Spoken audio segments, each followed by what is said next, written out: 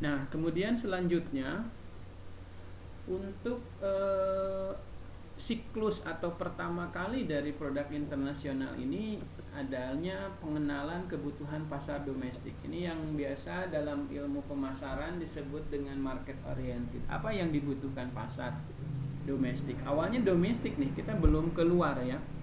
Misalkan kita di Jawa Barat, kemudian di Indonesia, pemuasan kebutuhan pasar domestik. Ternyata pasar domestik sudah tercukupi. Nah, mulai ada pemesanan dari pasar luar negeri karena di mereka nggak punya nih, mulai ada pesan di negara kita misalkan ya. Oke, selain untuk kebutuhan domestik, kita sudah mulai sekarang ada pemenuhan kebutuhan untuk pasar luar. Wah, alhamdulillah, senangnya bukan main di situ. Kita bisa bergainingnya bisa lebih mahal nih keluar daripada domestik ya, karena hanya ada di negara kita. Walaupun dalam perjalanan negara yang tadinya tergantung ke kita juga dia mulai berpikir apa dia mau bikin barang substitusi. Kalau dia mampu mungkin iya, kalau tidak mampu daripada meuli wae mendingan kita menggandeng perusahaan yang ada di negara kita untuk buka agent, buka dan lain sebagainya. Itu awal mula ada bisnis internasional. Pemesanan dari pasar luar negeri, kemudian ekspor terjadi ke luar negeri ya. Nah, selain pemenuhan kebutuhan, wah senang kan di sini negara nanti payment of balance of paymentnya, neraca pembayaran kita senang nih, banyak ekspor, berarti banyak uang mata uang kurs asing itu yang masuk ke negara kita, sehingga cadangan devisa kita bisa besar kalau posisinya seperti ini. Walaupun tadi seperti yang saya jelaskan ya, ketidaksempurnaan pasar, kemudian siklus terjadi akan terjadi. Makanya posisi ini tidak akan berlangsung, kita tidak tahu berlangsung sampai kapannya ya. Yang jelas kita harus mewaspadai, karena luar negeri, negara yang memesan dari kita saja awalnya itu mitra kita, konsumen mitra. Tapi mitra juga bisa berpotensi untuk menjadi lawan ya.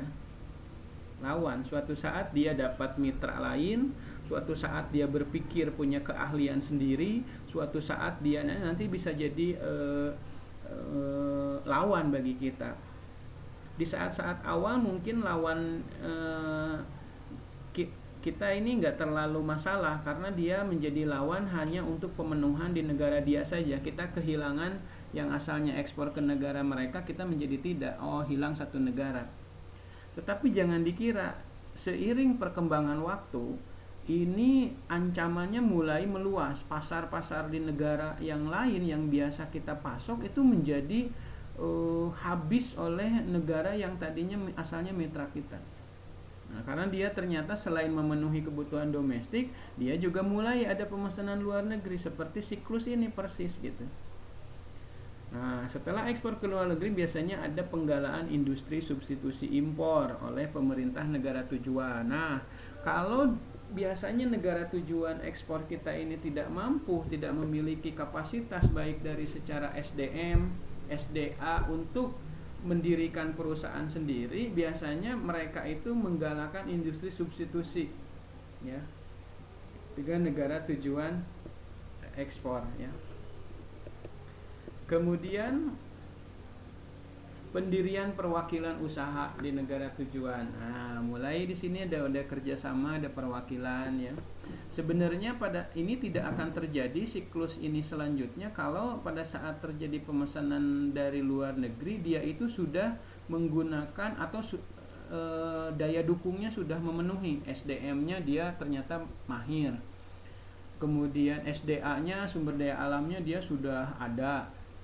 Kemudian dia dengan berbagai cara, ATM lah sebut saja, dari amati produk kita, kemudian meniru produk kita, kemudian memodifikasi kembali sehingga muncul produk baru milik mereka. Nah, dia sudah bisa bikin sebuah produk dan menjadi kompetitor bagi kita. Tetapi manakala tidak mampu, biasanya siklus inilah yang mereka laksanakan ya, termasuk salah satunya pendirian perwakilan usaha di negara tujuan ekspor. Ini yang terjadi bukan hanya Indonesia yang mengekspor memenuhi kebutuhan luar negeri saja, tapi di beberapa produk Indonesia malah yang terjadi tadi yang pemesanan ke luar negeri ya, banyak ya. Seperti misalkan sekarang vaksin COVID. Ini kan pemesanan dari luar negeri. Impor kita. Itu sayang tuh impor. Uang kita itu berangkat keluar tuh. Cadangan devisa kita ini menjadi kecil karena uang banyak keluar. Kan orang lain tidak butuh rupiah, pastinya dikonversi dulu. Nah, disinilah ya kita belajar manajemen keuangan internasional. Tidak hanya kita akan menjadi pegawai di MNC atau bukan MNC TV ya, tapi multinasional corporate ya. Tetapi juga menjadi wawasan. Kita memahami. Jadi kalau Anda nanti yang di birokrasi menjadi di divisi ini ya, di kementeriannya, saya kira harus memahami nih siklus ini ya. Nah, selanjutnya dari pendirian perwakilan usaha di negara tujuan ekspor ini ya.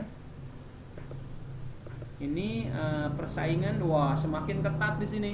Kenapa? Karena pendirian perwakilan usaha di negara tujuan ekspor. Di sini mereka itu sebetulnya sepertinya membujuk kita untuk buka perwakilan usaha, padahal dia itu lagi mengkloning baik ilmunya istilahnya diajar. Nanti pada saat tepat waktunya, baik secara SDM, secara modal, SDA dan lainnya, dia akan mendirikan sendiri dan keluar mitra dari kita. Inilah tadi yang saya sebut bahwa mitra kita, konsumen kita, partner kita ini suatu saat bisa menjadi lawan ya. Makanya harus siap-siap kita bahwa persaingan ini akan semakin ketat dan perusahaan mulai mencoba memformulasikan strategi. Ini lebih sengit nih daripada kalau tadi kan senang ya, posisinya sudah bagus sehingga balance of payment dari sebuah negara akan banyak surplusnya.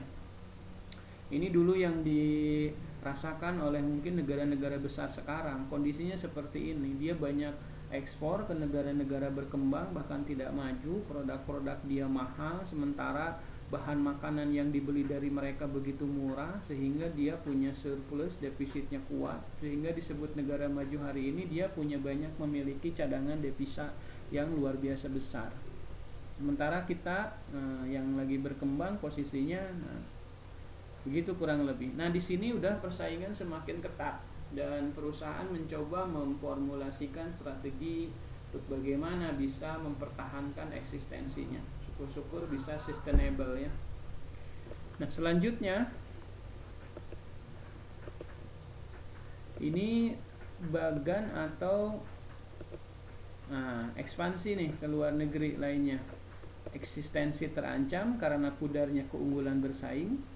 Ekspansilah ke pasar luar negeri lainnya atau menambah portofolio. Jadi nanti bisa cari lagi negara-negara yang lainnya ya. Gitu.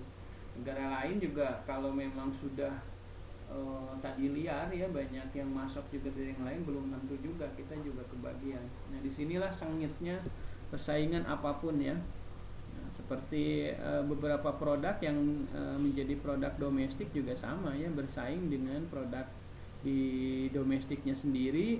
Apalagi kalau pemerintah tidak memproteksi, banyak sekali produk-produk yang dari luar datang ke negara kita dan kita tidak bisa bersaing, terutama dari sisi harga ya, karena masyarakat kita kadang selalu melihatnya dari harga, padahal bisa saja dari sisi kualitas yang bagus itu adalah dari kita. Tetapi ya begitulah konsumen, perilaku konsumen ya. Salah satunya mereka itu melihat dengan harga. Yang membludak itu kan produk-produk dari China ya, dari Tiongkok. Itu luar biasa harga-harganya. HP, kendaraan, kemudian juga barang-barang rumah tangga, sampai perkakas otomotif, mekanik itu banyak dari sana ya. Nah, itu yang harganya luar biasa bisa murah. Satu set kunci saja kalau kita lihat di dijual online ya, itu cukup 60.000 sementara produk kita itu hampir 200-300 ribu. Nah, kita kesulitan nih bersaing. Jadi kita bagaimana nih di perusahaan-perusahaan, kemudian regulasi dari pemerintah juga bagaimana produk kita bisa bersaing, bukan hanya dari sisi kualitas tetapi pricing kita nih, karena mayoritas perilaku konsumen itu banyak yang melihatnya itu dari harga ya, dari harga. Nah, ini secara lebih konkret terdapat banyak alasan yang menjadi motif pelaku bisnis internasional ya.